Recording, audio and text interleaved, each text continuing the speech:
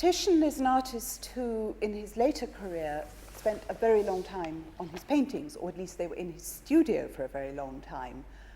In his early paintings, we don't know how fast he was. I think the actual process of laying on the paint wasn't necessarily slow. But because he made all these alterations, and he seems always to have made them on top of dry paint, he didn't like working with a lot of wet painting. They must have been sitting around for quite a time while he was allowing the paint to dry. He sketched his pictures with bold strokes made with brushes laden with colours. He then used to turn the picture to the wall and leave it there, sometimes for several months without looking at it. When taking the picture up again, he would examine it with the utmost rigour, as if it were his mortal enemy, and then set about correcting it. If in an X-ray you see a lot of white colour, it could just mean that he's painted something very, very solid and dense, for example, a white drapery, and so there's lots of white.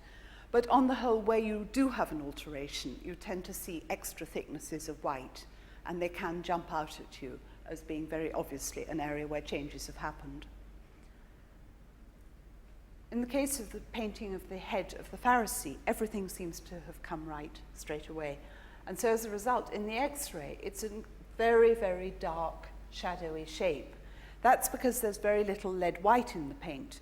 Now, of course, this is a figure in shadow, and so he's not going to have as much lead white. His complexion isn't going to be as fair. By contrast, the head of Christ is this extraordinary mask of white, because there's so much lead white as a result of the alterations. Originally, Christ seems to have been painted with his head more inclined, tilted towards the Pharisee, rather as if he's listening to him, perhaps a more human way. But Titian decided that he wanted to make his Christ more imposing, and so he shifts the head to its present upright position.